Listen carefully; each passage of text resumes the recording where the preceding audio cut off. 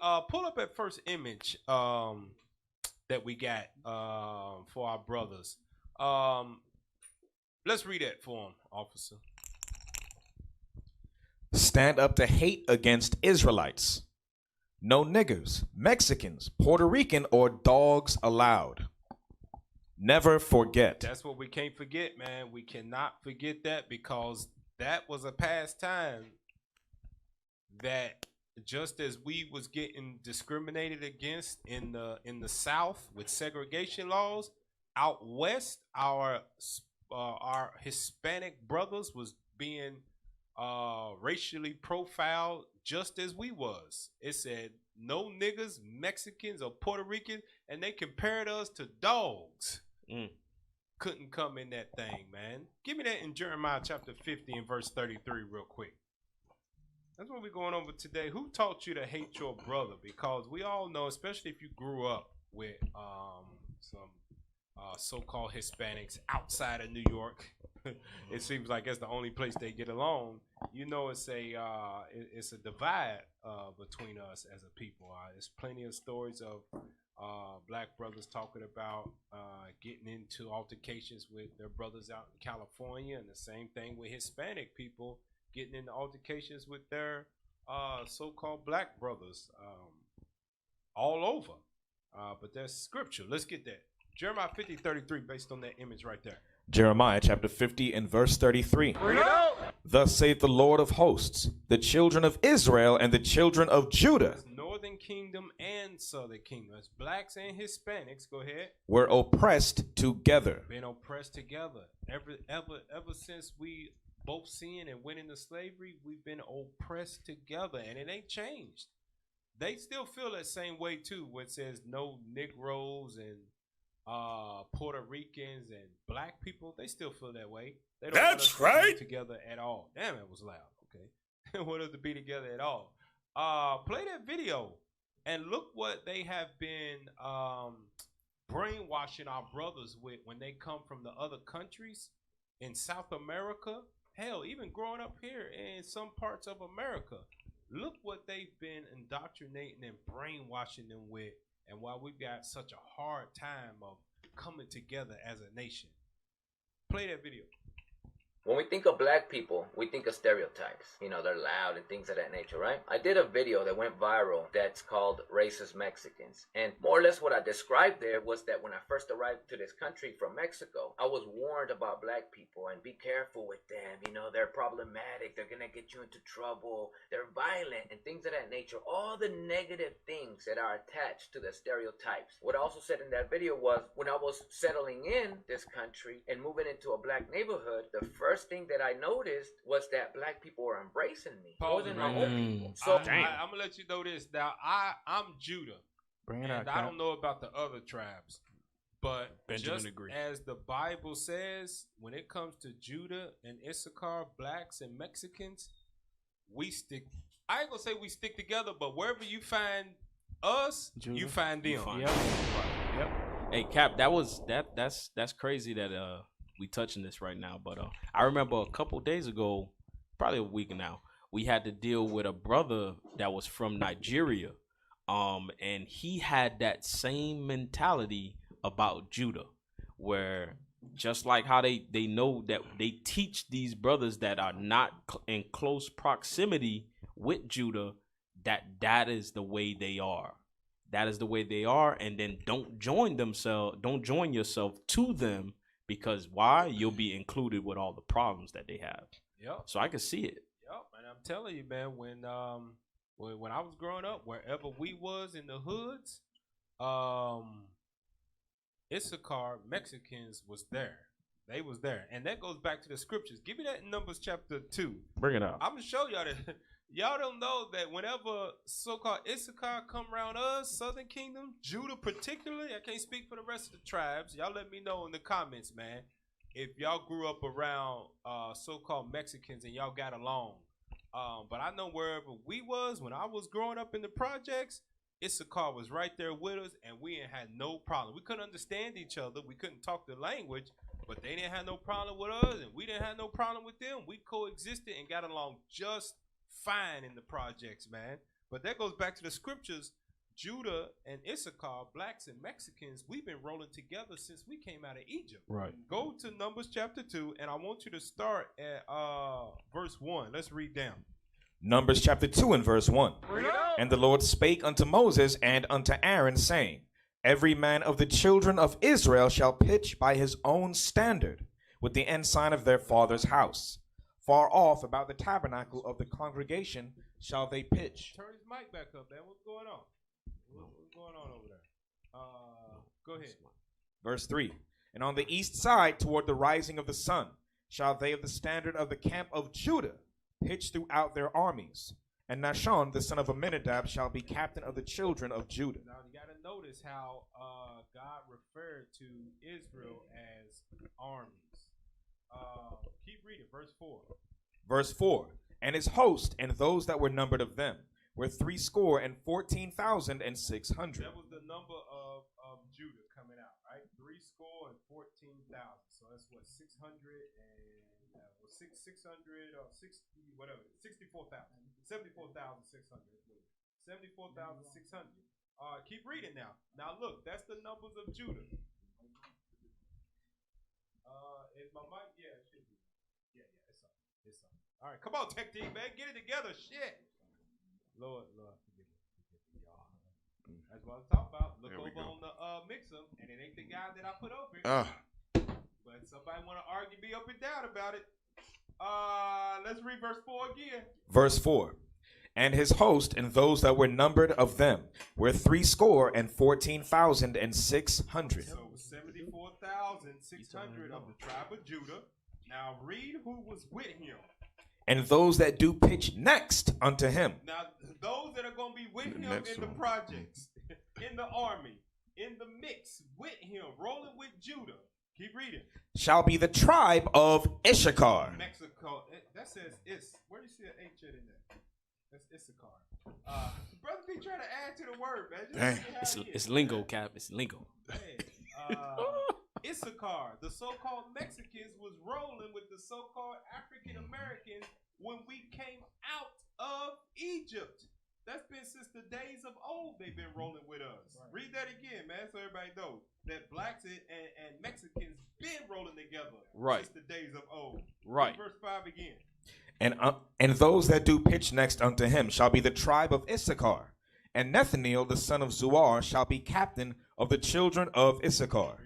And his host and those that were numbered thereof were 54,400. So we was rolling deep, man. It was with us, man. So as I was getting together with black people and felt so welcome, I began to question the stereotypes and what I was warned about. And so for many years of my life, black people, they're good. Whatever you guys are saying, it's not true because they welcome me. They'll always receive me with open arms. But you see, I've been wrong in chanting that song. In a way, it's actually been damaging because what if black people never welcome me? Would that prove then the stereotypes? Right. You see, the interesting part here is that by default, black people are the bad guy. White people are the good guys. Why, when I came to this country, I was warned about black people, but not white people? When pause it.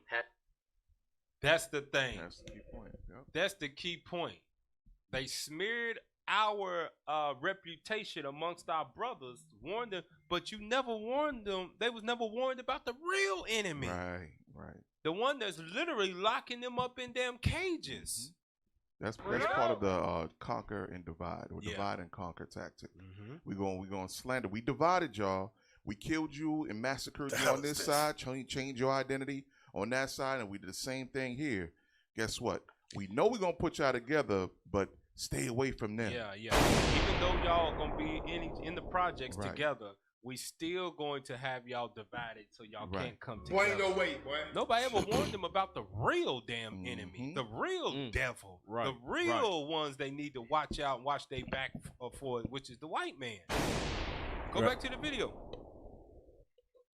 Has taught us that white people came from Europe, destroy us as much as possible, and have been colonized, ethnically cleansed, and pretty much stripped from our languages and everything we are by white people. You would think, based on history, based on our current systemic efforts, you would think that arriving to this country would be warned about white people. Pause it. Damn. Boy, ain't no way, Now look boy. at this. I want y'all to. This is what is going over today. Right. Who taught you to hate your brother? Right. Check this out. What is Ron DeSantis doing down here in Florida, where there are a bunch of Hispanics? Right. What is he making sure is not being taught in the schools? Boom. Cause they call it critical race theory, Right. so-called woke doctrine. You know what I'm saying? He's making sure that stuff is not being taught in the schools so that they won't be like, man, look what they done to us historically. Right. You know what? Black people went through that same stuff too. Right. We got something in common. Let's get together. Yep. They don't want that to happen at all. That's strategies of war right there. There you go. If you remove the thought, because once you start talking about slavery, even Hispanics understand they involved in that conversation. They included. There's down South Florida, in the Dade County, Homestead. There's a bunch of plantations still there. Oh yeah. When you go there, there's a plantation with us on there with Southern Kingdom. You go further down, there's another plantation with Issachar down. Boy, ain't no way, boy. Okay, so Boy, ain't no difference. And I'm glad you brought that out with DeSantis, because the first attack was on Southern Kingdom with the critical race theory. And then he started shipping out the immigrants. Boom. There you go. They do not want us to come together, y'all. They teaching us to hate each other by a process, and they do it on such a mass level to where it don't affect you individually. Like when you see each other out on the streets, that's low level. We dealing with a top level demon. They at the top making stuff happen to where it affects you down here on the bottom, but you look at each other like, oh no, what? He ain't never done nothing to me. That white dude ain't never done nothing to me. But he voted for that damn dude that's in office. He voted for DeSantis. Peter, so what the white man does is he votes people in office so that he can keep his hands clean on the bottom. Wait a minute. Guy that he wants, that has all his thoughts and feelings, he puts him in a position of power at top to where he tries to absolve himself from the evil that is being done. Because no, it's not me. I love black people and Mexicans. I love blacks and Mexicans. But all the while he got his top-notch demon at the top doing all his dirty work for him. That's what we gotta wake our eyes up and see those things spiritually, man. I'm gonna tell you, Hispanics, all you is just house niggas. Yep. You're the house nigga because of your fair skin, okay? That's why you see them, they get the same good jobs as Esau. They think they're like Esau, okay? And then we outside in the hard field. When we drive in their neighborhoods, you see them almost suburban-like, right? Yeah, they are. Yeah. They got suburban-like communities. So that's all it is. It's that same plantation mode all over again remixed. Yep, exactly right. Give me that in Sirach chapter 12, though, real quick. Because he said, historically, you would think because they done all this stuff to us, we would have been warned. They make sure that Hispanics don't know their history the same way they are trying to make sure black folk don't know their history. When Hispanic Heritage Month comes around in September, I believe it is, they're going to make sure that you don't know nothing about the enslavement, the Trail of Tears, conquistadors. Man, they got streets and schools in Florida named after Christopher Columbus, y'all. Y'all might not even know that. They got streets. They got a whole street named Ponce de Leon. A whole school called Columbus High School. Bruh. I agree. Hey, Cap, I agree 100%. They put us dark-skinned brothers in the field. Wait a minute. Yeah, you're right. Read what I call numbers 12. The hell is this? Sirach chapter 12 and verse 10. Yep. Never trust thine enemy. God says never trust thy enemy. That's why they make sure that Hispanics don't have an apocrypha in their Bible and they are worshiping idols because they don't want them to come across this. Never trust your enemy. Read on. For like as iron rusteth, so is his wickedness. He's always going to be evil. And to the point where when your brothers and sisters try to come from Central and South America, try to come into America where you're living good, they are going to stop your brothers and sisters, put them in cage, somehow lose 85,000 of their children coming up through here and have them in the sex, what is that called? Sex trafficking. Sex trafficking. And then kill the kids. Yeah. Damn. because they don't have documented papers. Yeah. So it's easy death. That's a free God body. said never trust them, man. Right. They will always be evil. Keep reading. Though he humble himself and go crouching, yet take good heed and beware of him. Read. And thou shalt be unto him as if thou hadst wiped a looking glass, and thou shalt know that his rust hath not been altogether wiped away. So when it says when you wipe the scales off your eyes, you'll see that man that was evil to your ancestors is still evil to you today. He's just doing it in a top level way where it don't affect you on the bottom so much. Right. Individually, white man, Mexican man, it really don't affect you face to face. But at the top, he's passing laws to keep you oppressed to show he still hates you. All you gotta do is wipe the scales off your eyes. That's what the Bible is doing too. Keep reading in that. Set him not by thee, lest when he hath overthrown thee, he stand up in thy place. You know what that means? Don't live by him. There you go. Don't live by him. Don't live by the him. hell with his HOAs. Right. There you go. Right? That's Read. it. They pay you. They charge you for that anyway. Yeah, there you go. What the hell is this? Keep reading. There Finish you it up. Neither let him sit at thy right hand, Don't be in agreement with him. Go ahead. lest he seek to take thy seat, and thou at the last remember my words and be pricked therewith. There you go. How has this white man taken thy place? Now he's an Indian. The white man who killed Boy, the no Native way, boy. Americans with chicken with it. Boy, ain't no way, boy. Chickenpox. Chickenpox. Smallpox There you go. blankets. Yeah. He gave them smallpox blankets. Right. Forcibly removed them from one side of the Come country on to now, the dawg. other in the Trail of Tears. Come on, and man. then he became you. Cap, that's major witchcraft. Oh yeah. That's what it is. And you know, the thing that the guy said, right? He said before he came into this country or wherever, before he met black people, he was warned. And that's the thing that we don't see because we live here. Yeah. What they do, the witchcraft that they push, is mostly to affect everybody else. Yeah, yeah. And the way they look at us is bad. Yep. Exactly right. Go back to that video. Let's finish it out. Careful. They pass racist laws. You get pulled over for your complexion. Things of that nature. But no. So the real question is, what seems to be the problem? A good example of that is as I'm walking on the street and I see a black or a brown man coming my way. Our reaction collectively is, what the F you looking at? But then when a white man is coming our way, we move to the side. It's like, excuse me, sir. So we are looking at ourselves, at each other, with the eyes of the people that have colonized us. There you go. Said that black people tend to be naturally more welcoming, more accepting, and it's true. I agree. I grew up in black neighborhoods. So pause it right allowed there. me- Did you hear what he said? He said black folk, when you actually get around, they tend to be more welcoming. Like, hey, what's up, brother? What's up? Hey, what's going on? Don't let us learn a few of your words. It's over. We will Spanglish your ass There to you death. go. You're right. Like, dímelo. Hey, mi hermano. ¿Qué pasó, mi hermano? That's it. You already know. Y'all start making up your own words and everything. We will Spanglish they ass to death, man. Trying to, hey man, we brothers, hey man, we Yeah. same boat. Yeah. Don't let us learn it, cause that's what we do. We welcome, cause it's a spirit in us that we understand that who they are to us. We might not be able to identify it in the Bible. I'm talking about the unrepentant, but spiritually we know that. Hey, that's my brother, man. That's my brother. He ain't bothering nobody. Let him live. And let us find out some words, man. You're gonna be our mi hermano all day long. Mi casa, su casa. Right. If you really cool with us. Hey, Cap, That's lie, right. That's the only brothers that, I mean, well, other nations can't even communicate with themselves when they got that separation when it comes to language.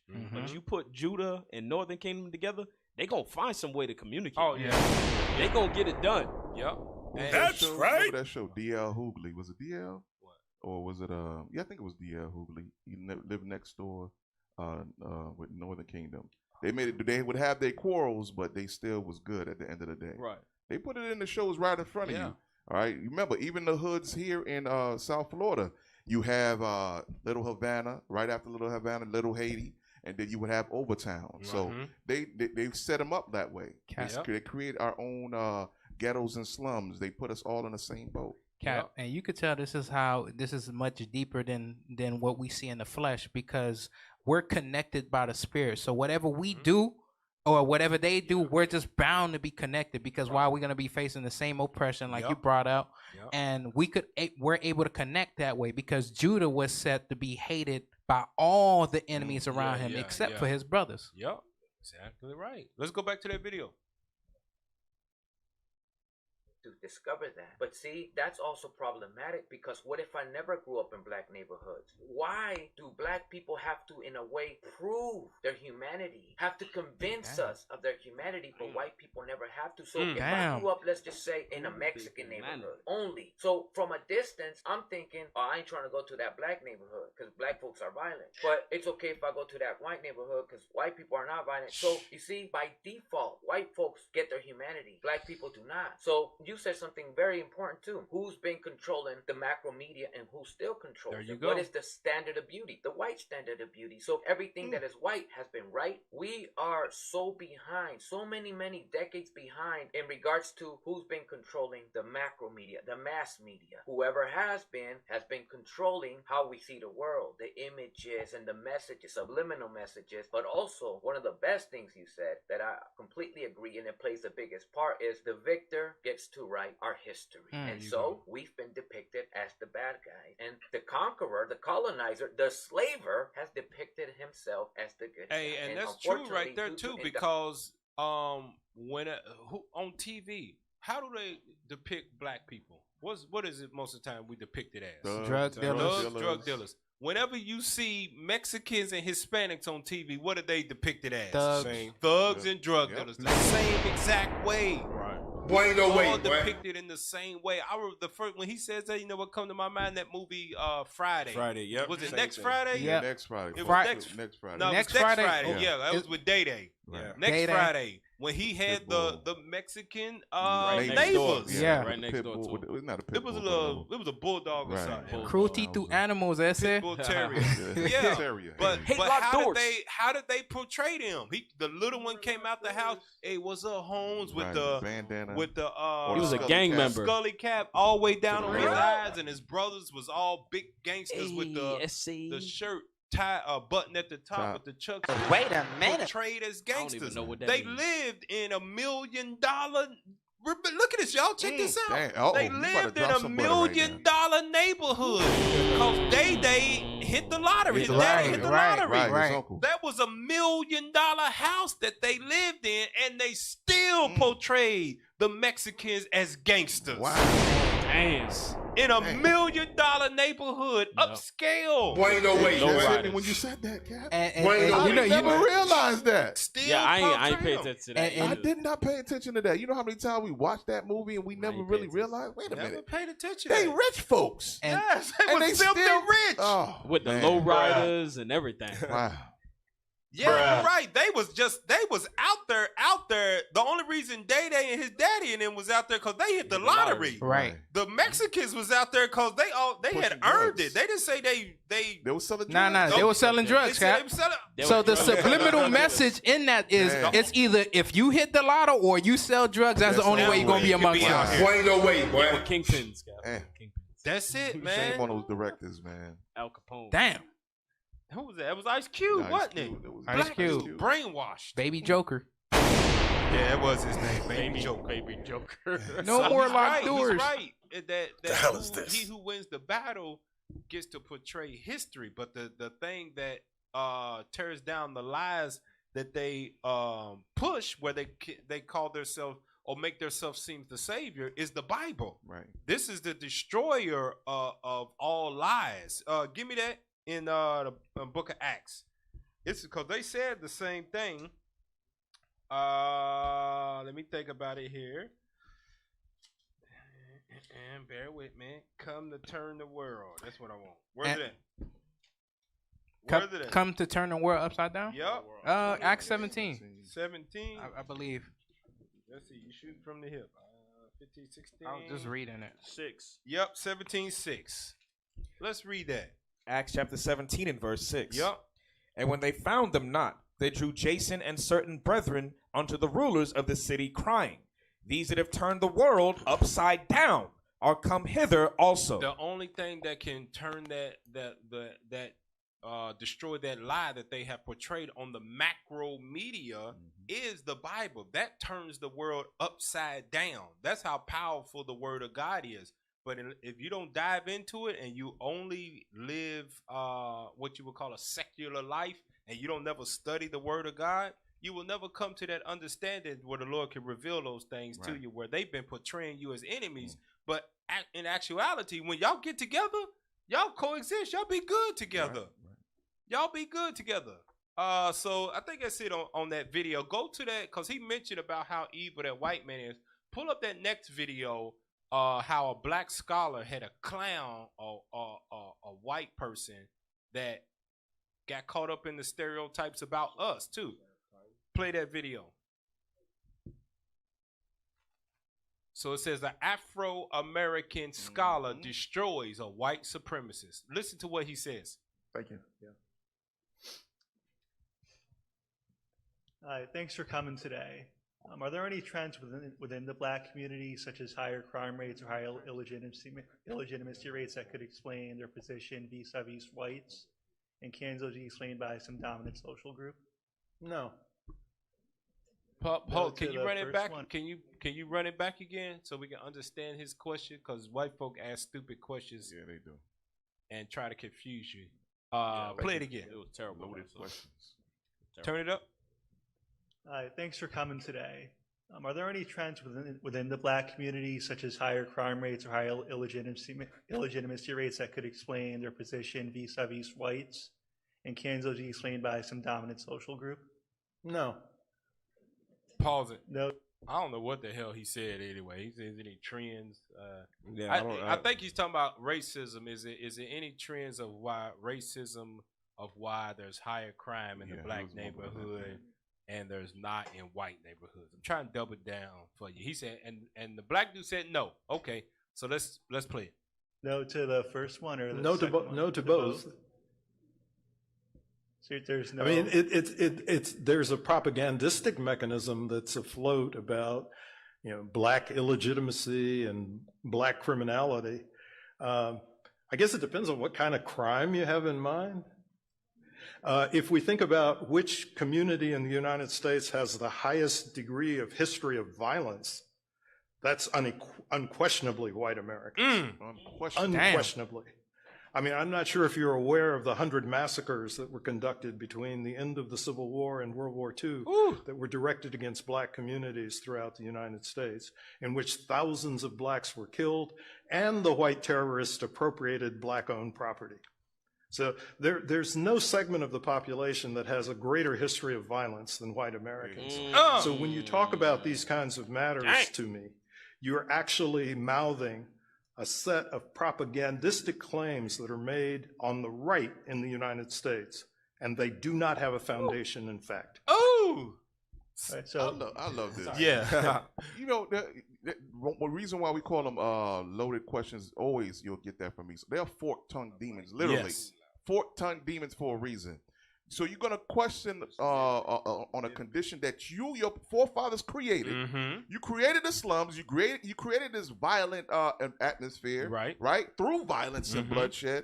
And then on top of that, you want to question someone. Wait a minute, isn't this going on in a community where we created this violence? Yeah. Where we created the slums, the ghetto, the self-hatred. But can I get a script? Yeah. Go to Psalms 10 real quick. Bring it out. Psalms 10. Oh, yeah, that's it right there. Get that for me. I think I'm on verse 10. Let me look at it real quick. No, that's crazy. Get that. You for me. create Start the at problem. verse 3. Psalms chapter 2. Yes, sir. Psalms chapter 10 and verse 2. The wicked in his pride. In his what? In his pride. Doth persecute the poor. Always persecute the poor. Yep. Go ahead. Let them be taken in the devices that... Lord, please let them be taken what? In the devices that they have imagined. Come on. For the wicked boasteth of his heart's desire. When they ask questions like that, they boasting. Yeah. Look at your poor condition. Look at how y'all killing each other. Pointing the finger when they know they created that environment. Go on. And blesseth the covetous. Come on. Whom the Lord abhorreth. The Lord said he hate them. Because they created that same situation, and then they want to turn and hide their hands. Oh, look at you. Look at your condition. Yeah. Go ahead. Yeah. Get that in Ezekiel 35 real quick. I think it's verse 5. He said, he laid it out. He said, unequivocally, that's a big word too. Unequivocally, The white man has the most historical connection to bloodshed and murder and violence more than anybody else on the face of the earth. That's because he's Esau. I do. Right. On point. Read that. Ezekiel chapter 35 and verse 5. Because thou hast had a perpetual hatred, and hast shed the blood of the children of Israel by the force of the sword in the time of their calamity. A perpetual hatred, meaning that for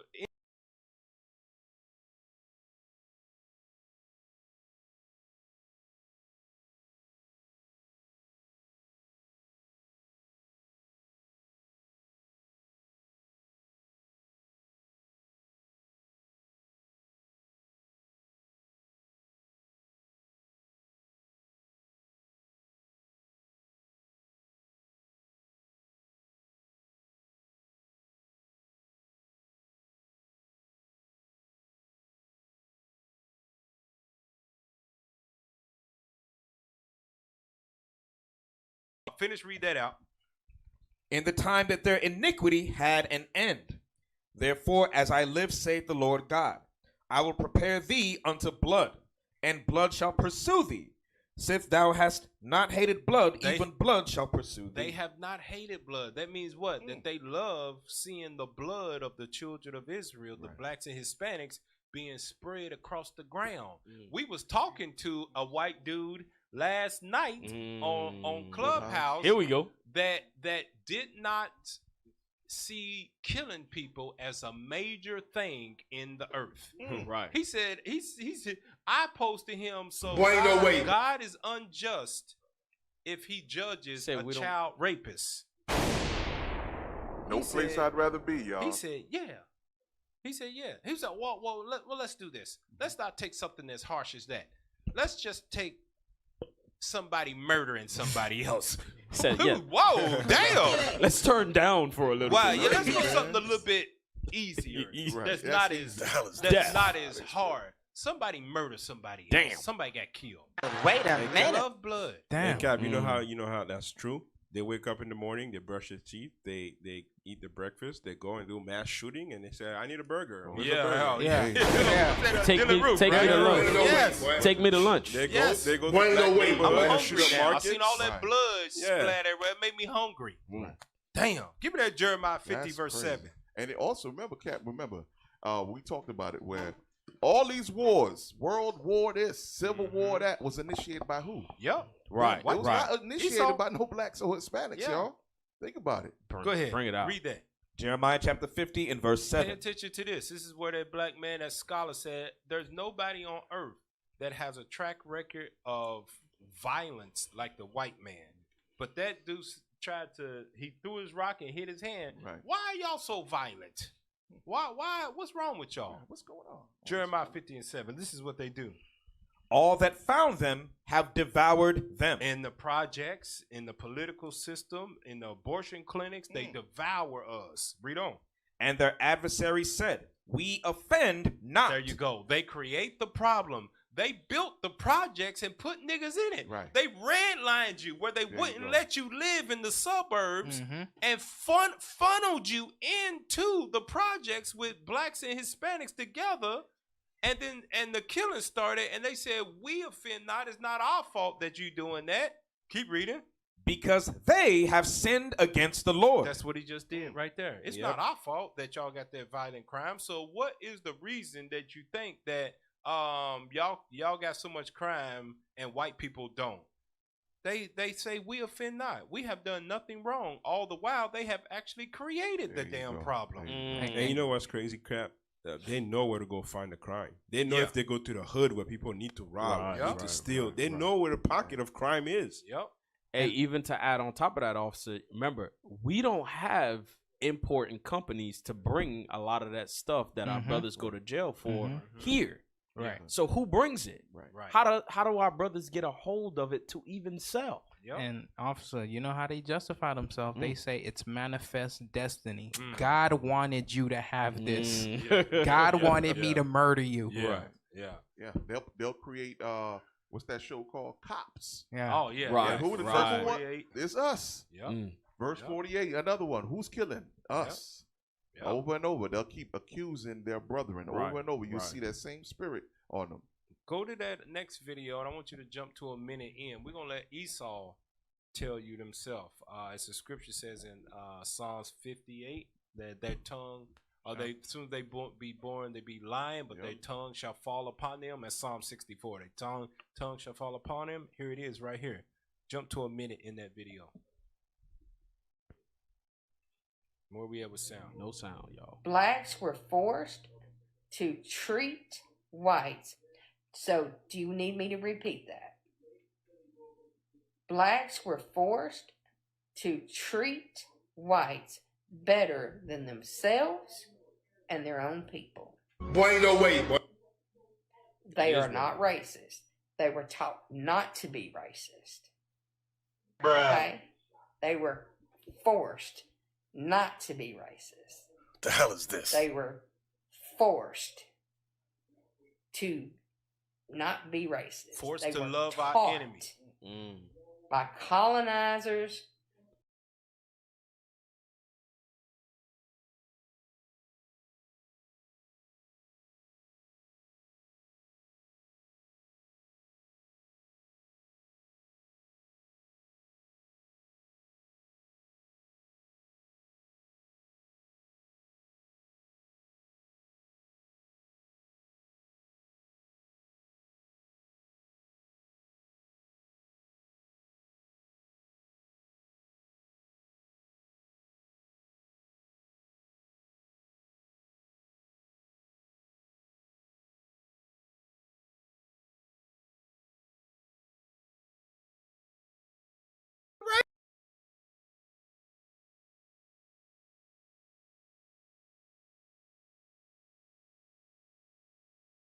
Hey, Cat, we couldn't even disrespect them if we wanted to. Not even you wanted to if you want to keep your job. Yeah. You just got to smile. Okay. Yeah. All right. Yes, boss. Okay. Laugh I at do their that. racist jokes. Yeah. We can't be racist. White folk telling you we ain't racist. We can't be. We could dislike their ass. And we have enough reason to. Yeah. Right. And then that's the part. We're warning the sheep of the wolves. You hear Deacon always bring that. We're warning the sheeps. There's wolves out there that hate you and waiting to kill you. Yeah. They call us a hate group because of us warning them. Go back to the video. They're the exact opposite. Okay? Second of all, whites are the most racist people in the world. Hey. Innately, automatically, without even realizing it. Now, there is a huge chunk of the population of this world that are white and not racist. No, they ain't. Huge population. They are. We're getting more non-racist as we go along. Where's that? Ain't no because way. the boy. world is waking up. But there's still a large population that is racist. I come from one of the most racist towns in Northwest Georgia. This is 2023. Whites are still innately racist This is without post. This realizing is it. after But they Obama. are waking up and learning not to be. But whites are very racist. Boy, ain't no way, Listen, boy. And that's Georgia. Boy, ain't no way, Yeah. boy. That's Black Central. Yeah. There we go. What was you that heard it from state? the horse's mouth. What was that state where they made sure to get that black guy out of office? Some I forgot the state, but South Carolina, I think it was. Yeah, all those Edomites they voted. They said they want him out. It was South Carolina. Yep, there you go. Yep. They getting more racist. They're just getting better at doing There it. you go. Right. Covert. Right. Bring it Now out. go to that other video of that same brother that we had. We'll talk about our Dominican brothers real quick. Let's see the brainwashing that they got. Who taught you to hate your brothers? Play that video.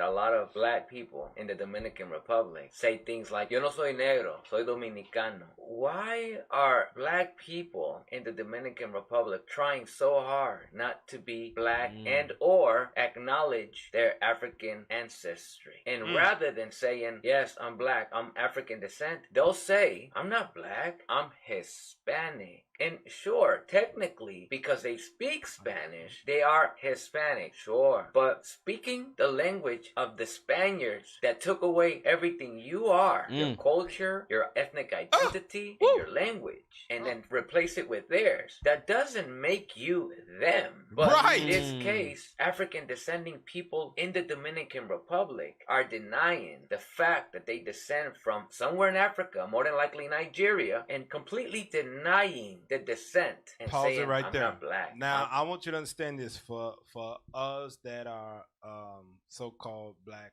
especially of the Southern Kingdom, Judah as well. Give me that in Deuteronomy 33 and 7. Bring it for out. our brothers that think like that, some of them darker than us. Some of them darker than us. They say, mi no negro, mi dominicano. Yo soy dominicano. This is why this is written. Deuteronomy 33, verse 7. Deuteronomy chapter 33 and verse 7. And this is the blessing of Judah. And he said, hear, Lord, the voice of Judah. Hear, Lord, the voice of Judah. It's going to have to be the voice of Judah to go to our brothers that are so-called Dominican to rewash their brain from the colonization that has been put on them, where the mind has become so strong that they look at their skin and they don't see brown skin. They have tricked their mind to see white skin. It's bad, Cal. I had a brother in high school. He was way darker than me, way dark. And I'm telling him Christ is black, and he like, nigga, you crazy. There you go. It's gonna have to be the voice of Judah to do it. Read verse 7 again. Verse 7. And this is the blessing of Judah. And he said, hear, Lord, the voice of Judah, and bring him unto his people. We're going to have to go to our people to give them the truth of who they are, the truth of Christ's color, the truth of God's color, the truth of who they are in the Bible. It's going to take us to do it, because if not, they will continue in that deep sleep that they have been put in for centuries, man. Go back to the video. Let's play it. I'm Hispanic. There is such a shame in being black. And what I've come to understand is that when I was a little kid, every single time that I turned on the TV and they showed anything in regards to Africa, they would show all the hungry little kids with the little bubble stomachs digging in the trash and all types of poverty. The most degrading and inferior conditions that people can be depicted as is all I ever saw anytime something about Africa was depicted on television. There was a rapper who did an interview and said, I'm so thankful for slavery, because if not for Europeans going over to Africa and bringing us to America, I'd still be an African booty scratcher. Wow. So you see, that is very sad, and obviously so much internal hatred. But the real question is it their fault? The macro media pushes this narrative and agenda that the standard of beauty is white, and everything about the African, what we were taught in American TV, is inferior, and everything that was been taught about the white folk is superior, elegance, royalty, right? Then you realize that dark skin and or black is associated with poverty and inferiority. So then when Dominicans say, I'm not black, it's like saying, no, I'm not poor, I'm not inferior, I'm Hispanic, I'm superior. Damn, he's getting deep into the mind, the psyche of that thought process of them saying, I'm not black. Right. It's because of the media, the images. Give me that in Isaiah, where he was talking to Nebuchadnezzar about his witchcraft. Isaiah, I think it's 50. Let me see, 7 here, 59. Let me see. Y'all know where it is? Isaiah 47. There we go. Isaiah chapter 47, and I want you to read verse 9. Isaiah chapter 47 and verse 9. But these two things shall come to thee in a moment, in one day. The loss of children and widowhood. They shall come upon thee in their perfection. In their perfections. For what? For the multitude of thy sorceries. The what? The multitude of thy sorceries. TV is a sorcery, man. Media big time is a sorcery, man. Just real deal. Just think about this. A lot of our lives have been shaped by the things that we grew up watching on TV. Right. That's sorcery, man. That it shaped a human being's life by what's based on something that is fictional. We grew up wanting to be Will Smith. Want to dress like him on Fresh Prince of Bel-Air. We grew up emulating, wanting to be like the Cosbys or the Jacksons, Fat Albert. We grew up going around doing those things. That's how powerful that sorcery is. And now you see it getting even more powerful to where kids grow up now confused. They don't know if they a boy or a girl based off the sorcery that is coming out of social media. It ain't just TV.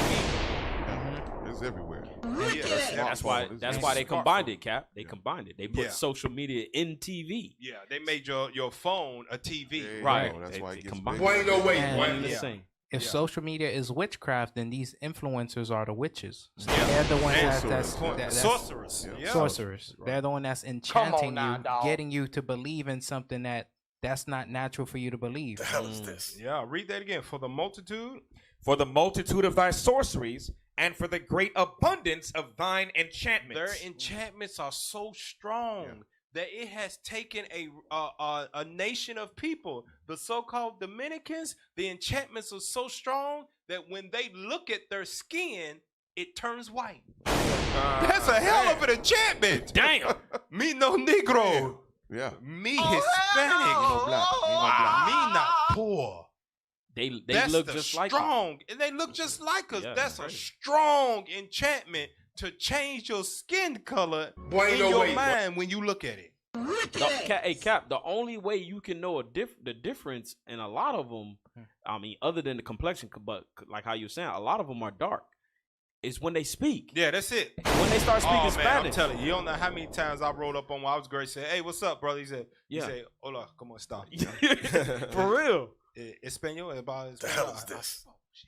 Un poquito, hermano. You just go back to you go back, dímelo. You go back to Estudia. Yeah, damn, you got me. Yeah. I thought you was a light-skinned, dark-skinned brother. Till he pointed and said pointed me somewhere over there. Yeah, English. That happened to me a lot of times too. Just walk up on them, and they do. Matter of fact, Cap, they do that to us too. Cause you know how many times brothers came up to me and started speaking Spanish? Yeah. Oh yeah. They couldn't even tell the difference. Can't tell the difference until we start speaking. But that enchantment, though, man, has made them disassociate themselves from us as brothers. Right. Go back to the video. Internalized racism. Absolutely. But if you do some research, you realize it makes sense why we're like this. Why we don't want to associate ourselves with what we've been indoctrinated to believe is poor, inferior, and everything negative. We want to associate ourselves with everything that is beautiful, superior, and class. A lot of... Hey, now check this out. That happens on the flip side right along with so-called black folk too. Because what do black people grow up and associate ourselves with that's beautiful, that's class? We think we Egyptians. Egyptians. We gravitate toward Egyptology because we know in our spirit that we are greater than what we are, but we don't really have nothing to grasp onto except Egyptian history of what they push in the black neighborhoods. And remember, Cap, when we was younger, every time we saw African movies or movies that depicted Africans, they were always roofed like thugs with guns. All they want to do is shoot. Yep. And when leadership went up there, they was like, nah, Africa's beautiful. Like, there's beautiful places over there. Right. Hell yeah. Some of the places look better than That's America. Right. Yeah, right. Better than Philly. Sheesh, man. Better than Philly. But play that next video and look at some of the thoughts of some of them that hasn't been too caught up in the enchantments.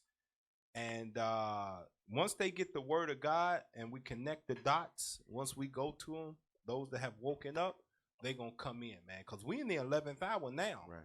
We in the 11th hour. Play that video of that brother. You know, I don't know. I could tell you why I did it. I know why I did it. But you're not black. I'm not asking about you. Then I don't know how to answer that because I thought Latinos were black. I thought we were both black. They don't even like Latinos. Jesse.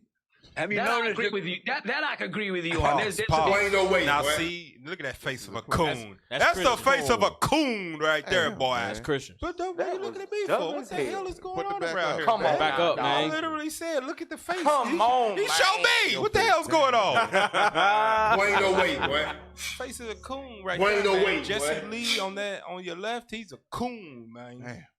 That dude's a coon. Train is coming. Bruh. Man. But he's feeding into the stereotype too. They don't even like you. Where you get that from? Where have black folk came out on a national televised thing and said, yeah, we don't like Hispanics?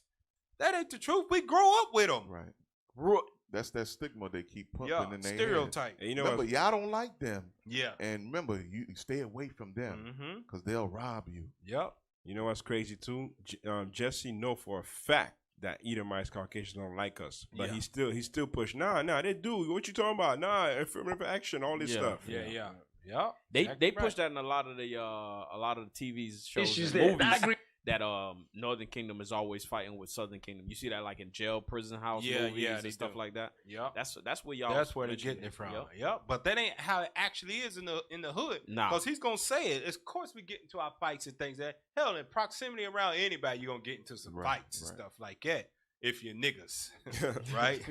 But look what he says to prove that ain't actually how it is on at ground zero. That's what you see on TV, but ground zero ain't really like that. Right.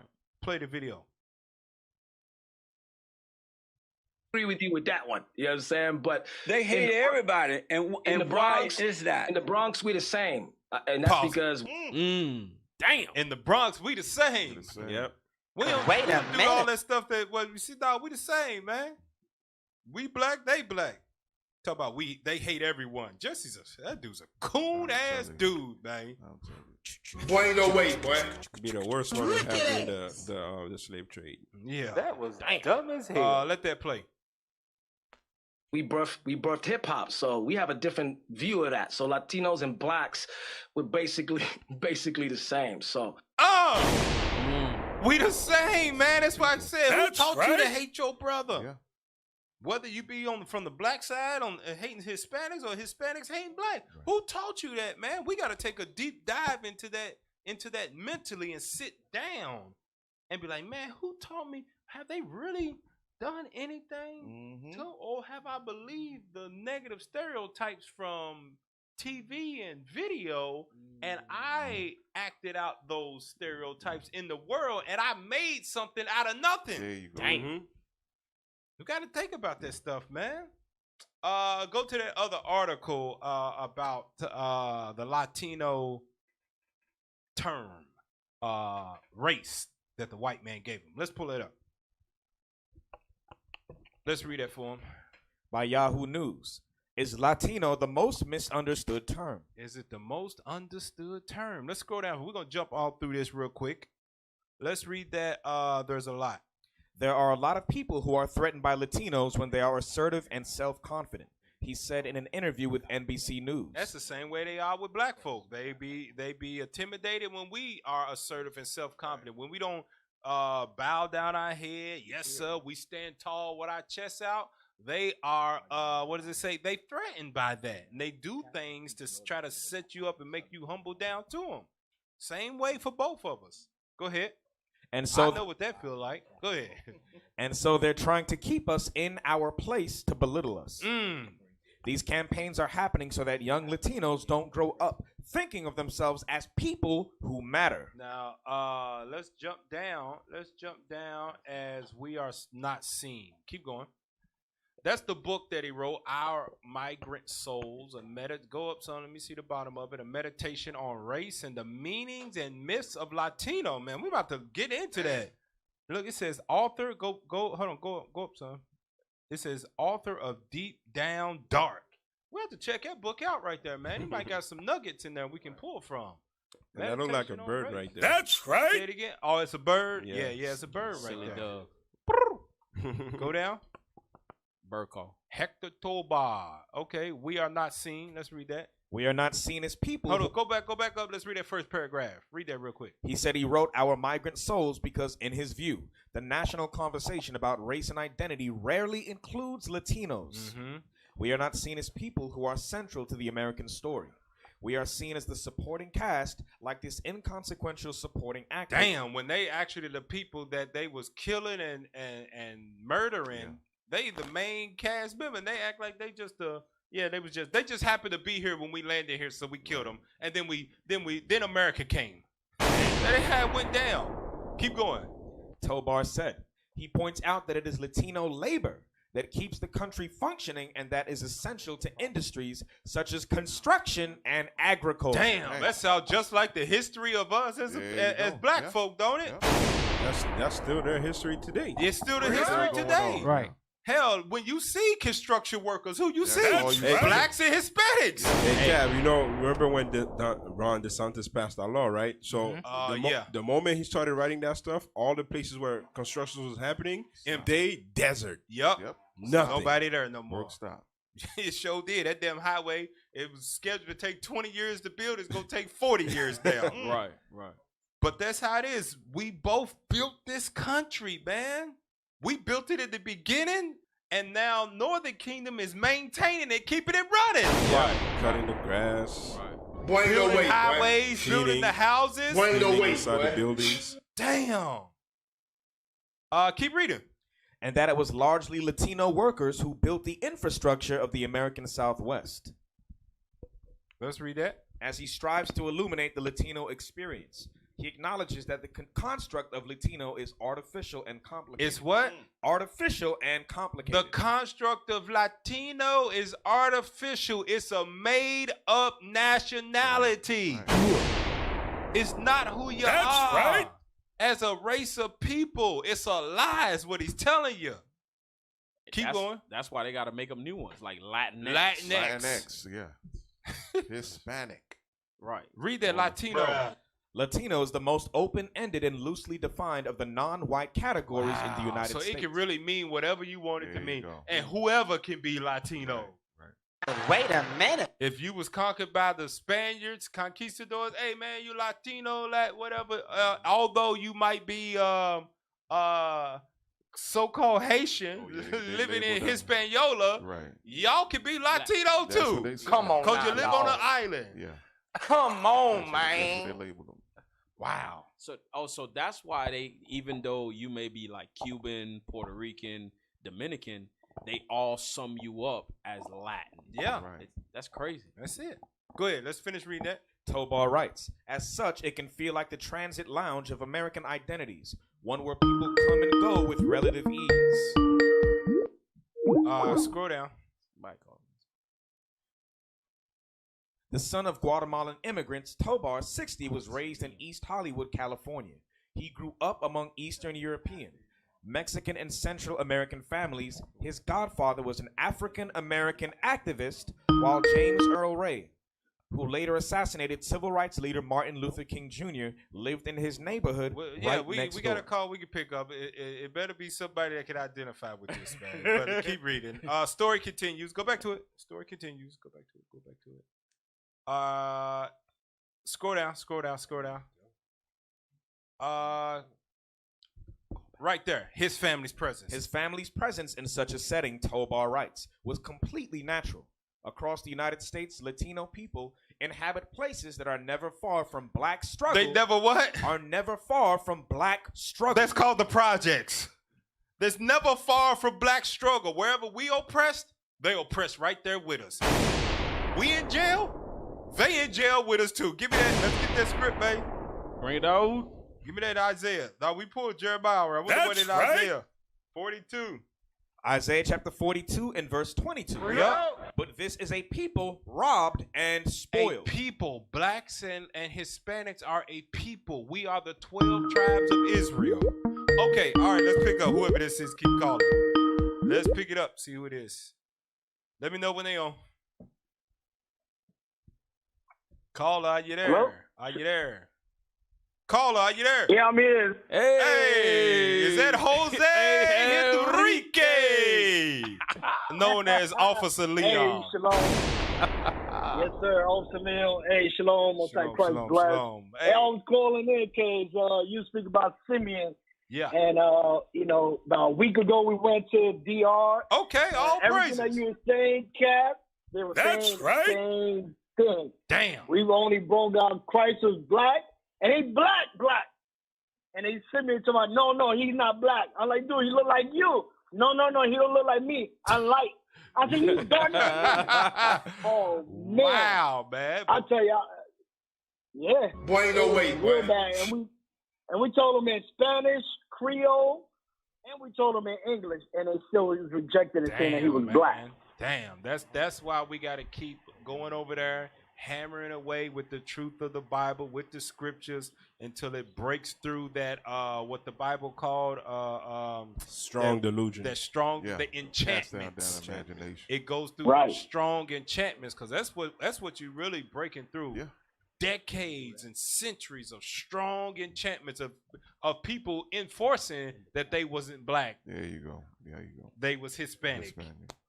So all praise. We got something Right. for Cap? Now I was gonna pull a scripture. Yeah. We got time. Hey, so Jose Henrique, man, keep waking up Northern Kingdom, man, because you speak that what you know, daddy-o. That's right. And they'll talk to you before they talk to me, Oh, me man. negro. I'm telling you. Yeah, that's right. That's right. All right, appreciate your call, man. Shalom. Go ahead, Yeah, Cap. get that in Zephaniah 2:1. Bring it out, Cap. Get that one right there. Zephaniah 2:1. Because at the end of the day, Cap, what you just said is heavy. That's the only medicine for the people. And that mission is never gonna stop. We're gonna keep hammering it in their head. Yep. We need them to get up out of this captivity. Get that? Zephaniah chapter 2 and verse 1. Uh-huh. Gather yourselves together. Uh-huh. Yea, gather together, O nation not desired. That's the point. We are a nation that's not desired. Yep. When we bring out the Deuteronomy 28, the curses and the current events, like you said, while we going to jail, we getting pulled over by state police. They getting pulled over by ICE, which is immigration. Okay? So they both froze up. We are that nation that are not desired. Come on. Before the decree bring forth. Uh-huh. Before the day pass as the chaff. Come on. Before the fierce anger of the Lord come upon you. Before judgment fall upon this planet, you better gather yourself. We said it before. The only time I'll really see our brothers dwell in unity is in this truth. That's it. That's it. Is in this truth. That's it. Exactly right, man. So go back there in Isaiah 42:22, because as he said, wherever there's Latin struggle, it's black struggle right between each other. Isaiah 42:22. Get that brother a flyer. Yep. Isaiah chapter 42 and verse 22. But this is a people robbed and spoiled. Uh-huh. They are all of them snared in holes. All of them, not just one. That means you Hispanics, you ain't doing no better than us. Black folk got money too. Right. Oh, we Hispanic, we live in white neighborhoods. Black folk out there too. All of us are still snared in holes. Go ahead. And they are hid in prison houses. But a lot of us are hid in prison houses together. Wherever there's black struggle, there's Latin struggle. That's why during the civil rights era, when Judah rose up with the SNCC and the marching and the civil rights, who was right there with us? The Brown Berets, the Young Lords, the AIM, the American Indian Movement. You were right there with us fighting for rights too, because you was being oppressed right along with us. That's the history. It's always going to be like that because we are brothers with the same father, and what we go through, you gonna go through. What go through, what we gonna go through. It's always going to be that way, and that's why we got to gather ourselves together as the Israelites, so Daddy can send the son, the big brother, to come get us, and we can all go back home together and live happily ever after. That's a cool. All right. Hey, stay tuned, man. Right here on Four Corners News. We'll be right back after this commercial break.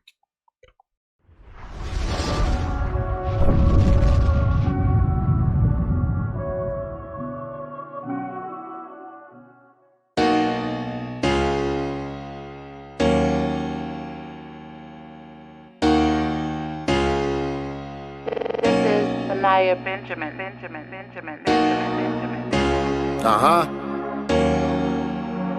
Yeah. Ain't nothing like a father's love. Ain't nothing like a father's love. Yeah, this be my letter to my girly face. Your papa out here road running to make the world a better place for me and you. Your bigger brother and your mama too. Bringing out the gospel hood to hood, give them the greatest news that we the Jews. Yes, indeed, we be the Israelite. Young DOS, little princess, let them see your light. Baby, it'll be alright, just keep the law and faith in Christ. I'ma do the best to train a child and keep you safe at night. So rock, I'ma lose sleep, already accustomed to. Never let you suffer, I'ma be right there to comfort you. Whether it be bumps or bruise, correction cause you act a fool. Scripture how I'm teaching, Holy Bible, yeah, that be the two. Princess, no, not raising thoughts, come on now, let's get it straight. Married for you carry, I'm a prove little buddy anyway. Princess, no, not raising thoughts, come on now, let's get it straight. Married for you carry, I'm a prove little buddy anyway. Yeah. Bootstrap daddy off to save the world, make a better place for my baby girls. Every other Sabbath day I gotta hit the road to glean some wisdom I can relay back home. Waking up at night, checking if you're alright. Losing sleep cause I care, so it's alright. Ain't nothing like a father's love. Ain't nothing like a father's love. And let me tell you from the start, forever you better, an Israelite you set apart. Just keep them forever, the love of God up in your heart. And we gon' endeavor and keep on pressing to the mark. And damn right you different too. To hell with people and their worldly views. We gon' keep commandments, faith. About to keep you safe until the time of the atomic boom. Only man in life until it's time for you to jump the broom. My girl is you light up the room. Gon' let them see you swag. First love to a daughter is her father, yeah, be the dad. Always wanna see you glad, never wanna see you sad. Lace you with direction, give instruction for an easy path. Never wanna see you crash. Be right here to guide your soul. Kingdom be the mission and the focus, yeah, that be the goal. Never wanna see you crash. Be right here to guide your soul. Kingdom be the mission and the focus, yeah, that be the goal. Bootstrap daddy off to save the world, make a better place for my baby girls. Every other Sabbath day I gotta hit the road to glean some wisdom I can relay back home. Waking up at night, checking if you're alright. Losing sleep cause I care, so it's alright. Ain't nothing like a father's love. Ain't nothing like a father's love.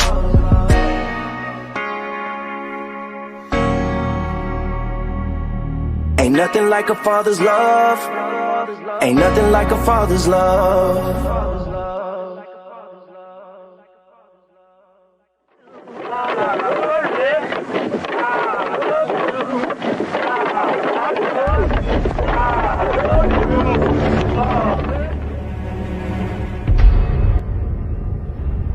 I need everybody to repeat after me. I am a revolutionary.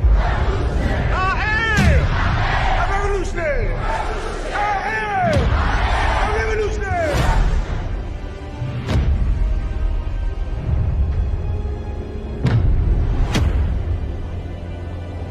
They can never stop the party, let they stop the people. Way too high, way too high. I'm high off the people.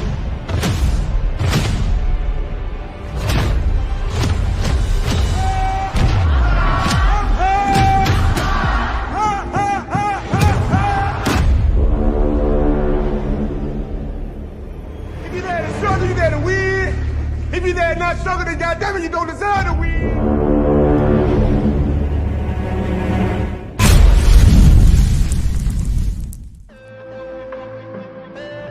We about to turn the world upside down. We about to turn the world upside down. We about to turn the world upside down. We about to turn the world upside down. Upside. Welcome back to Four Corners News. I'm Officer Pagiel. Officer Daniel. And this is your international news.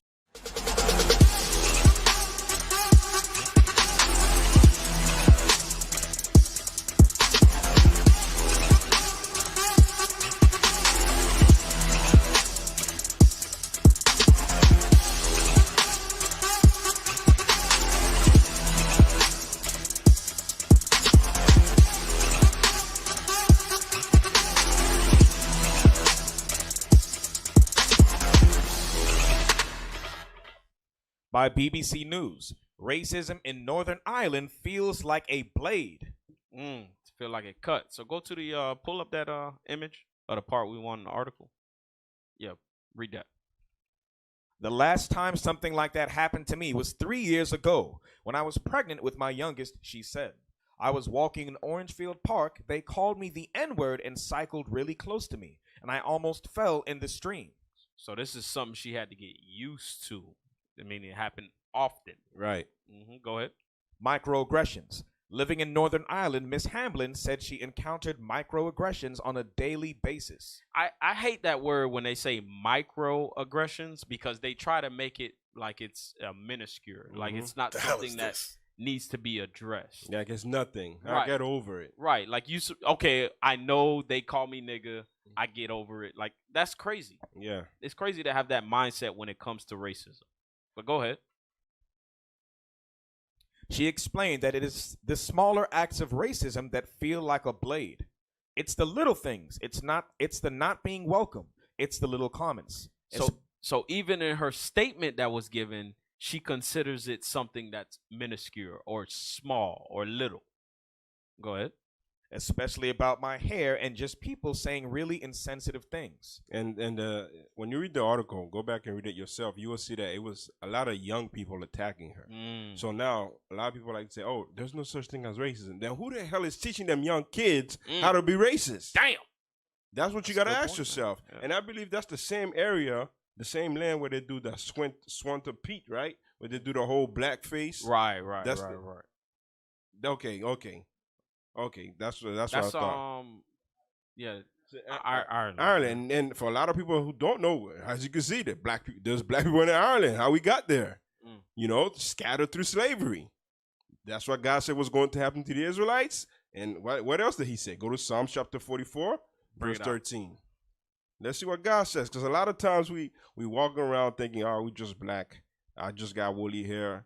My hair is nappy." Nah. And you know what's bad about the article? They call her, I think, Miss. No, not married. No man around. Like, come on, man. That's bad. That's why y'all sisters need a man. Y'all need a husband. They automatically know she's not married. Right. Like, automatic.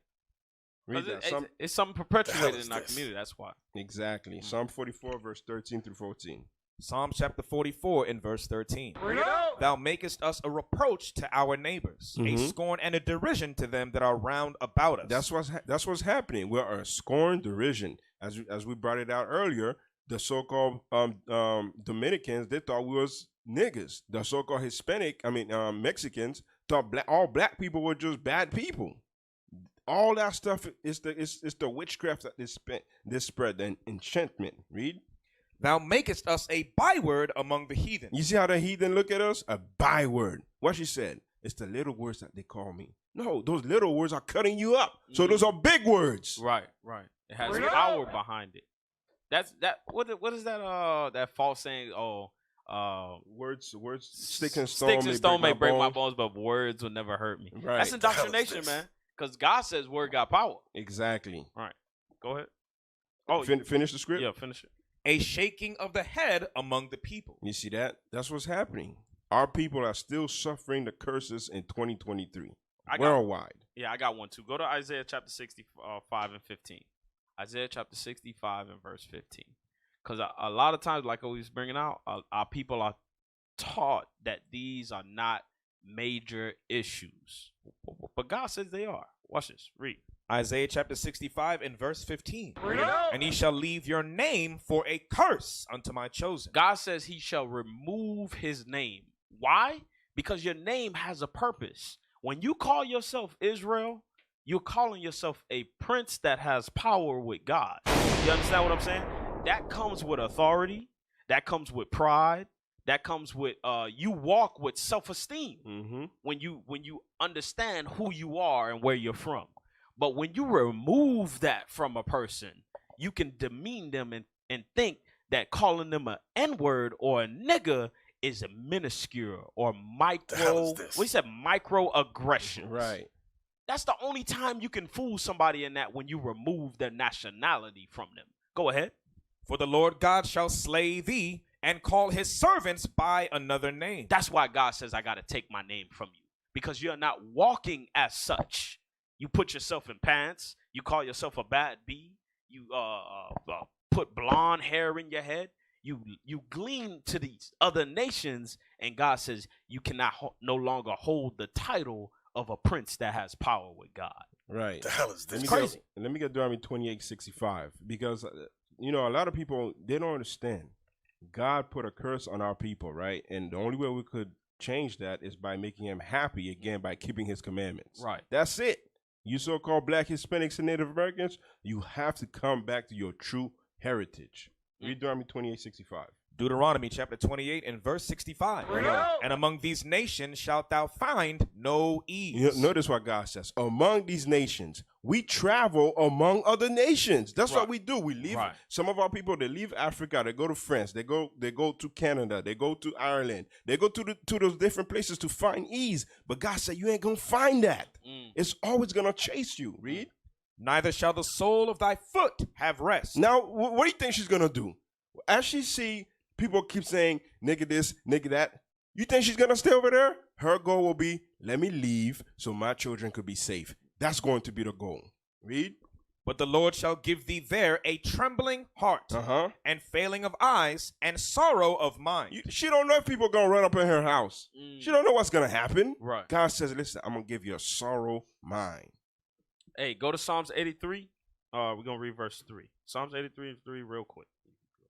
Yes, sir. Read that. Psalm chapter 83 and verse 3. They have taken crafty counsel against thy people, and consulted against thy hidden ones. They have said, come and let us cut them off from being a nation, that the name of Israel may be no more in remembrance. And that's the purpose of them calling you these bywords.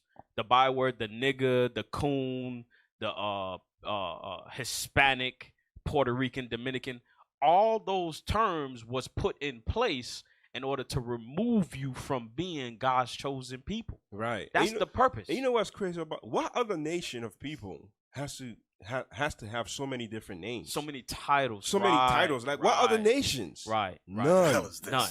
And that's how y'all know that you are the children of Israel. That's right. All right. Hey, this has been your international news. We'll be right back after these commercial breaks on Four Corners News. Our praises we can change up. Our praises for the spirit, cause this ain't us. The Bible take a nigga that was ganged up and turn him to a prophet on the block, waking his people up. The scriptures got them coming out the church house. Tell your pastor all that lying ain't gonna work out. The more you hate, the more we grow, so how's it working out? 100 prophets on your block doing the work now. Stacking bricks to the ceiling, man. Build them high as like a nation. Face the east and repent. Lord, I'm really tryna be the complete man. 300. Stacking bricks to the ceiling, man. Build them high as like a nation. Face the east and repent. Lord, I'm really tryna be the complete man. We about to turn the world upside down. We about to turn the world upside down. We about to turn the world upside down. We about to turn the world upside down. Welcome back to Four Corners News. That's right, where the truth speaks. I am Captain Zakar to my left, Captain Severus, and to his left, Officer Bagiel, and to his left, Officer Azaniah, and to his left, Officer Daniel, and we make up Four Corners News. Let's get back to the main topic of today. Who taught you to hate your brother? Let's get a little blast from the past from one of the great leaders of old, Malcolm X. Let's tune into this video because we're going somewhere with this. Play the video. Yo, every black child needs to see this clip from Malcolm X to counter the impact of internalized racism. Who taught you to hate the texture of your hair? Who taught you to hate the color of your skin to such extent that you bleach to get like the white man? Who taught you to hate the shape of your nose and the shape of your lips? Who taught you to hate yourself from the top of your head to the soles of your feet? Who taught you to hate your own kind? Who taught you to hate the race that you belong to? So much so that you don't want to be around each other.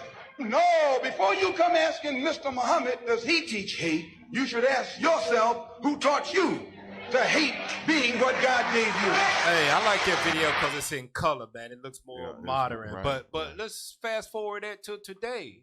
Before you ask Bishop Nathaniel, Bishop Yawasab, Bishop Kadai, and the deacons, who taught us hate? You ask yourself, who taught you to hate yourself? Because it is prevalent in the black community, in the Hispanic community, and I'm focused on Hispanics today. And I noticed this being around them I'm talking about the ones that's in the world a lot now. I don't know if you notice this, y'all. Brothers and sisters on YouTube, y'all tell me if y'all notice this. A lot of our Northern Kingdom Hispanic brothers or sisters, a lot of them got blonde hair. Yep. Damn. It's not naturally blonde. No. Damn. Because we all know that Hispanics' natural color of hair is what? Dark brown or black. Black. Right. Most of them is black. Some might be brown, just like us. Most of ours is black. Might have some brown hair in there.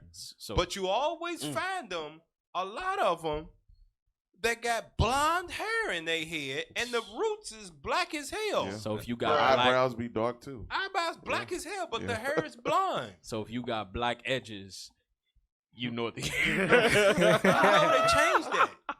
So that you know the what Malcolm was saying 50, 60 years ago about who taught you to hate yourself, that is relevant to the Hispanics of today. Their women blonde their hair just as much, if not more, than black women do today. It's just that when some of them are so fair skinned that you believe that their hair should be blonde already. Right. But that's not the case. boy. The natural hair color for Hispanics is black hair, brown. Right.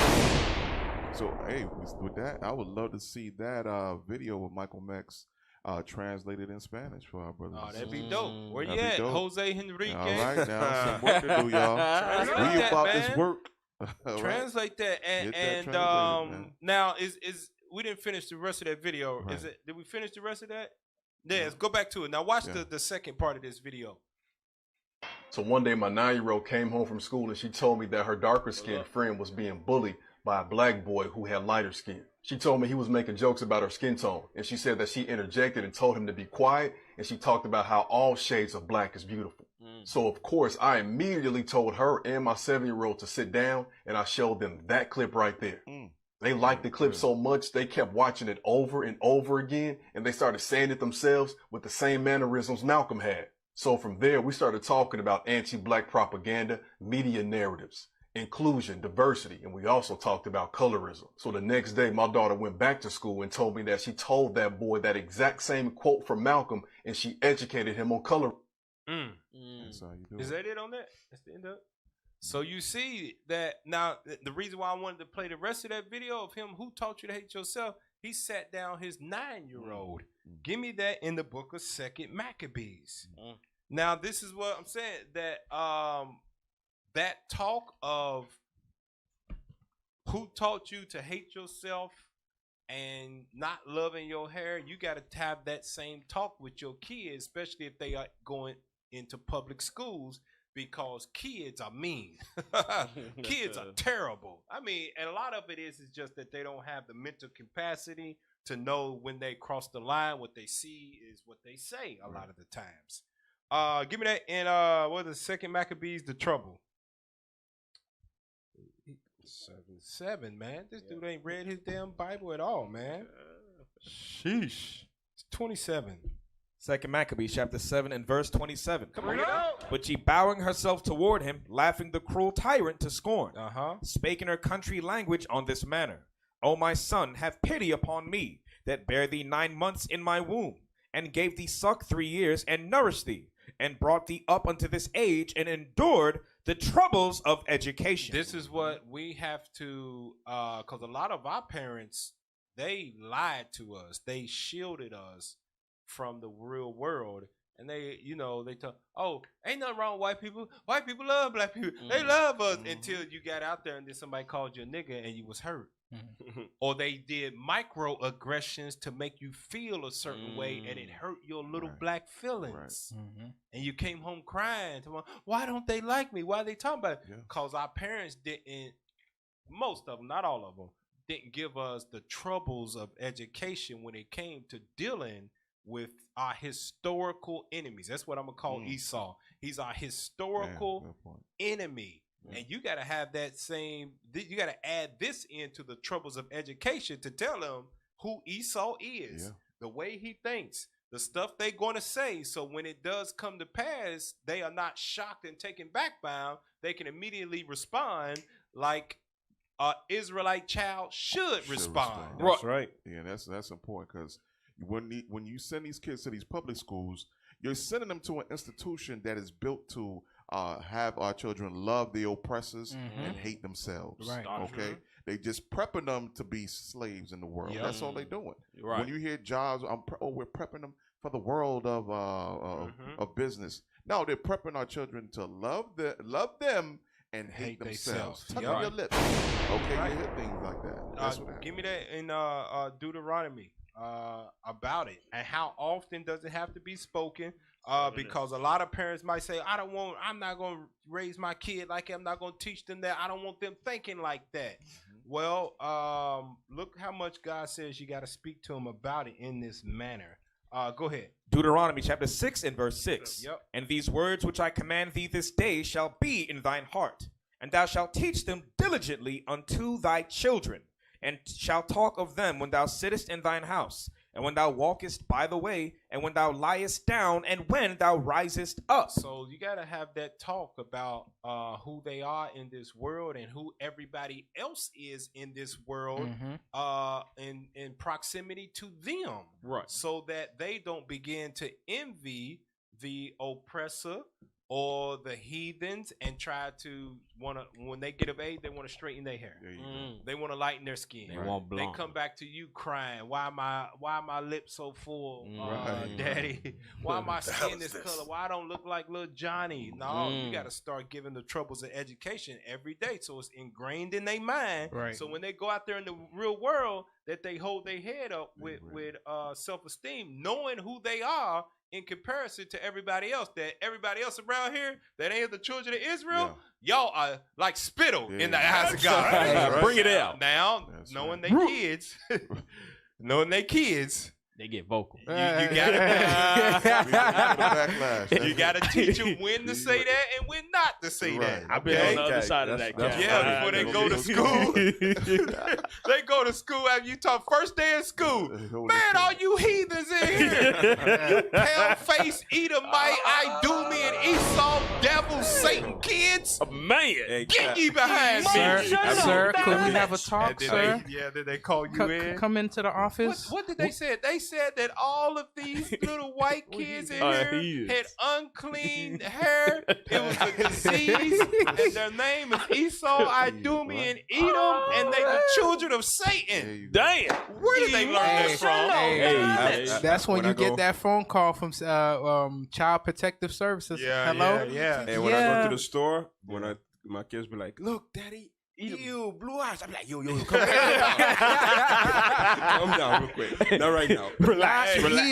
Not here. When we get in the car. Still in that same breath that we got to teach our kids when to say that, when not to say that. Let you know that we are subservient. That you ain't free. You don't have freedom of speech. You can't be racist. You can't be racist, even if you wanted to be. But you can't say that stuff because you're a slave in a land that's not yours. You got to mind your tongue. We got to teach our kids to mind their tongue, but still at the same time to know that they greater than the people they can't speak against. Right. Damn. That's a curse. That's some slavery for you. You know, when you said that about teaching the kids the history, God is trying to stop this particular instance, us becoming like the brat. Oh yeah. Oh, brat. The brat. How she took on. How you like women, but you take on a white man's seed. You see her apology? And then you slander your own brother. Talk about what she said. His look like Jiminy Cricket. Oh, no, Jiminy man, Cricket that's was messed up. Pinocchio. Boy, ain't no way, boy. Yeah, Pinocchio. Little Cricket. Boy, ain't no way, that's messed boy. up. You see how she Let me tried get the to script, apologize y'all. for that thing? Get Proverbs 3 and 31. This is part of the education Yeah. that you're gonna have to teach. Cap, he briefly taught. Bring it out, touched on Cap. that. Proverbs 3:31. Proverbs chapter 3 and verse 31. Envy thou not the oppressor. Oh, that's part of it. Now you got to teach your kids who was the oppressors. Yeah. Because a lot of times they think they are their saviors. Mhm. You need to do your work. Okay, when they come out of those institutions of programming, you take your children, you sit them down, and you show them the rightful heritage. That's right. Who's the oppressor? Okay. Why is it mommy and daddy need to wake up early in the morning and go work a 9 to 5? You don't see me. You can't play anymore. You know why? Because the oppressors got me hostage. Read. And choose none of his ways. No, you can't blonde your hair. No, you can't put on what is it now? The tight pants to look like Susie in the classroom. No, you can't do that. Nope. That is not our heritage. That is not godly beauty. Yep. Is that it? Right. Yes, sir. Hey, Cap, that consists of stop sitting your kids down in front of the TV to watch Superman all damn day. Yeah. Stop doing that, because he's sitting there watching doggone Spider-Man and all these Edomites swinging Batman, and he be like, man, I want to be like them. And this is subliminally, he wants to be white because all of them are white. There you Right. go. Right, There man. you go. And then but the thing is, you gonna put a superhero movie. You put on Meteor Man. Yeah. Our superhero Meteor Man, and what was the other one? Hancock, who was a drunk. John Hancock, He was a drunk for a white woman. Then now they got the new millennials. They got what's that new Spider-Man kid? Miles Morales, but he interracial marriage on a white girl. Yeah, There you go. Hey, crazy, go to man. that other video of Gad. Look at Gad talking about beauty. Play that video. The hair types that we associate with African ancestry are believed to be an Pause adaptation it right to the hot there. environment. It says, why do people of African ancestry have curly hair? Now let's look at what he said. He says it was believed to be an adaptation to the hot. Play that. Of Africa. Afro-textured hair provides three main benefits. The first is that curls better block ultraviolet rays from reaching the scalp, preventing skin cancer. Pause it. Pockets of Damn. Now you understand why we survived 400 years, along with being the chosen people of God. you In go. that bleak ass, God gave us hair that could withstand the rays of the sun, that we don't catch skin cancer. That's right. You know what's crazy? What you just said. When God made everybody, He said, "These specific group of people, I'm gonna give them something better than everybody else." Right. That's by design. Damn. Hey, by design, God is trying to preserve us, and by design, God is trying to kill off a race slowly but surely. You, son, skin cancer. The sun Play is your that video. best friend. They also create pockets of air that keep your head cool. Lastly, water slips off from straight hair much faster than from curly hair. So curls preserve moisture from the air from your body, which then also helps keep your head cool. So if you have African ancestry or these hair types, be proud of it wherever you go. All praise to the Most High. Give me that in Genesis chapter 1. Bring it That's So right. the hair that God gave us is meant to keep us from catching skin cancer. The hair He gave us is meant to have water roll right off our head, but still absorb it to keep us cool when it's hot outside. Man, that sounds like a master creator right there. That's a genius. That's right. More hell, what's above a genius? God. God. Right. Read that, man. Genesis 1:26. Genesis chapter 1 and verse 26. And God said, let us make man in our image. With that curly hair. Now give me that in Daniel chapter 7. Go. To show the image of God, that hair that He got, so we know God is in the heavens, cool as the other side of the pillow. Woo! That's cool. Daniel 7 and 9. Daniel chapter 7 and verse 9. I beheld till the thrones were cast down, and the Ancient of Days did sit, whose garment was white as snow, and the hair of his head like the pure wool. So you know his hair, he's cool up there. His God's hair probably keep him like, it's like a cloud. That's around what I him. said. Like a cloud. Cool. That's right. Wisdom of Solomon 13 and verse 3. Wisdom of Solomon 13:3. Wisdom of Solomon, chapter 13 and verse 3.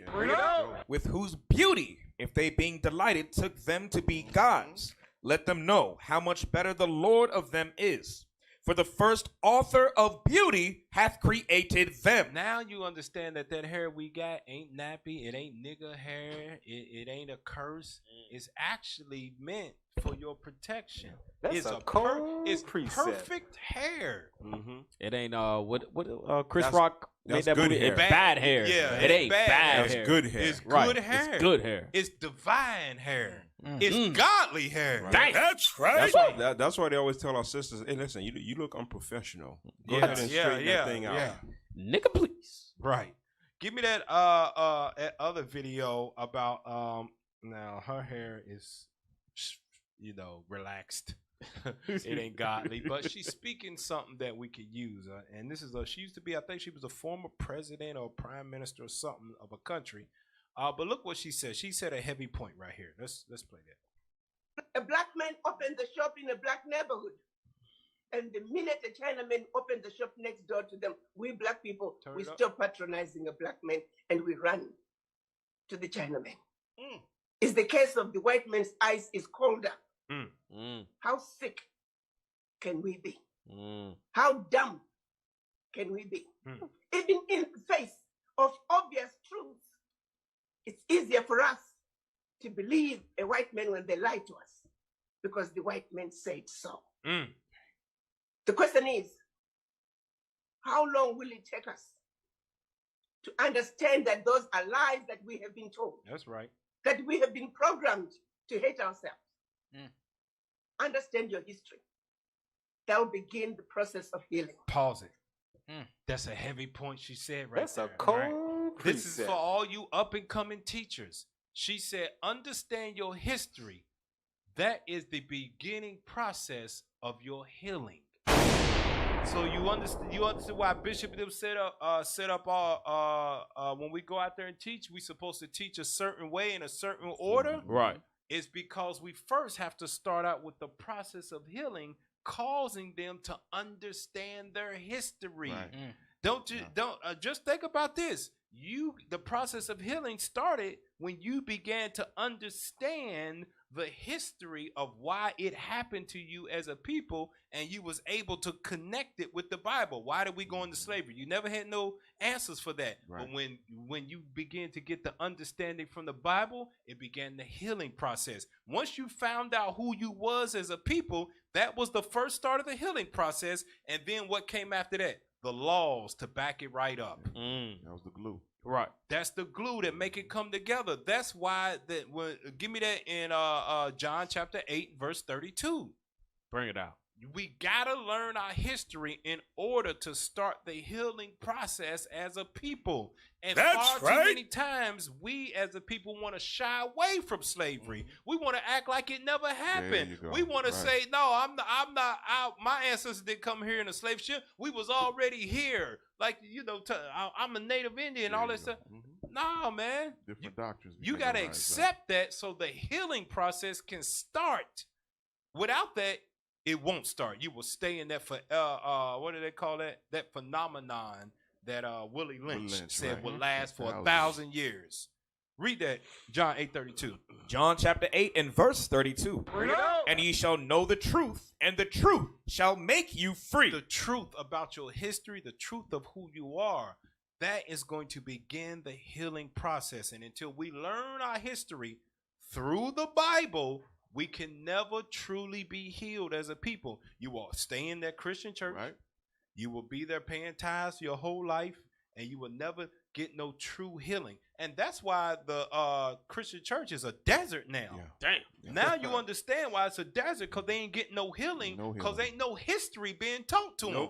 The hell is this? They just want to spit on people's face. Yup. And take your time. That's it, man. Take your the money. healing starts when you begin to know your history, man. All right. Go to that other video. And this is why you got to know your history, because there's a people out there that has stolen your history and have laid hold of it and are benefiting, pretending to be us with the rest of the world. Look at how they downplay our history like it's nothing and put it in movies. Play that. We're raised differently. Like, we're past that point. If anybody should be uncomfortable, it should be the blacks. I don't like the way that dude looked at me. Hey, Judah Black, we're in the same boat here. We're in Mississippi. We're both kind of, you know, not... Same boat? You're not in the same boat as me. Y'all ain't go through no slavery. Listen. Have you ever heard of the Holocaust? Boom. Pause it. Pause it. That's Listen to day this. one. That's day one. This is why we got to learn our history to start the healing process. And I've said this many times before. Why don't Jewish people ever talk about ancient Egypt and in their history? They always talk about what? The Holocaust in 1948. First thing they pull. It's a reason why they never go back to Pharaoh in Egypt, 400 years of bondage. Because they are not the people of the book. Right. Their history don't go back that far as the Jews. But we have to understand our history to start the healing. So when they say stuff like this, we be like, well, damn, why did he mention Pharaoh? Why he talk about 1948? And why is he acting like 4 years of oppression? Because it happened. We don't say it didn't happen. Yeah, it happened. Why do they think 4 years is greater than the current slavery that we are still in right now? It's because we don't understand our own history. But Cap, the Holocaust was not racism. No, it's not at all. It ain't. Unless you Whoopi Goldberg. Dang, so that's crazy. They don't connect themselves with any type of slavery other than the Holocaust. Yeah. Not the transatlantic slave trade, not the sub-Saharan slave trade, not the Assyrian captivity, not Egypt. Persian, none of that. Straight to that. Wow. They could have said any one of those, but they didn't. They go back to the That's video, amazing. man. This is why we got to know our history. Go back to the video. Slavery? Have you ever heard of the Holocaust? Oh. That's not slavery. It's not slavery. What do you mean? They enslaved the Jews and then starved them to the point of wither, right? I mean, both things are terrible, but at least with slavery, the aim was not to exterminate. The aim was to keep everybody alive so output could be like at a max. Pause it. Stop. Hey, the out was to keep everybody alive. There you go. Why was they hanging niggas around here? When they ran, they would hang them. Damn. They used the babies for alligator bait. They gave the Native American Indians smallpox blankets to kill them off. They killed 200 million so-called Hispanics. They made a law, put the niggas in jail. But that talk that you just heard him utter right there, right? That venom. That when they minimize the atrocities that we went through, they're like, listen, what happened to you folks? It was beneficial. Look, we need y'all. We needed that to happen. That's that talk right there, that venom talk right there. They want to minimize the atrocities that outweigh the crap that they went through, so that way when we be like, you know what, he's right. Yeah, you're right. You're right. He's right. Yeah, slavery wasn't that bad. We did survive We it. still survive. We still here. We still here. Yeah. You're right. Look at You're that. right. That 4 years does outweigh 400 There you go. years We got Black History of current slavery. You're right. Right. That's why he said delusional killing as is hell. good. That's why he said killing is good, because it was manifest destiny. Yeah. That's crazy. Unbelievable. Go back to it. Let's finish it out real quick, man. Go back to it. The aim was to keep everybody alive so output could be like at a max. Oh my God. It's true. It's true. They were producing bushels of like wheat and cotton. You fucking asshole. And like the whole economy, the GDP, everything was on the line. The Holocaust, they're just like bringing in the Jews, thinning them, and then cutting their heads off with gas. Okay. And here we are being the lazy liberal assholes they think we are. We should be out there helping them, boarding up the windows or whatever the fuck. That's where that's give me Isaiah 51 and 21, I believe it is. Let's get straight to the point for the sake of time. That what you saw, and that's in a TV show, in a movie, that they just stepped all over your history, like the 400 years of bondage that we have suffered and currently suffer means nothing compared to 4 years. And they got a country after it. Damn. And they still get reparations and money from America. $70 billion a year, whatever it be. Don't forget Wayne no wait, boy. Behind and they got cops to go hunt down Nazis. And Negroes ain't got 40 acres and a mule yet. They bombing the hell out of Palestine. Right. Read that. Get to the point that Isaiah 51. Isaiah chapter 51 and verse 21. Therefore, hear now this, thou afflicted and drunken, but not with wine. Thus saith thy Lord the Lord, and thy God that pleadeth the cause of his people. Behold, I've taken out of thine hand the cup of trembling, even the dregs of the cup of my fury. Thou shalt no more drink it again. But I will put it into the hand of them that afflict thee, which have said to thy soul, bow down, that we may go over. That when they say that our 400 years of slavery is nothing and their time and what happened to them is above ours, that's them telling us to bow down our soul, that we can exalt ourselves over you because you mean nothing. You're supposed to hate yourself and hate your brothers too as well. That's what they say to us in the spirit when they say that type of stuff, man.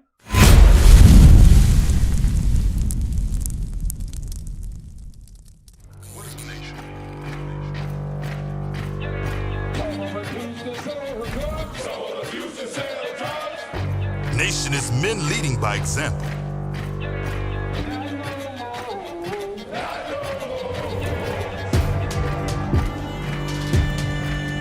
Nation is family.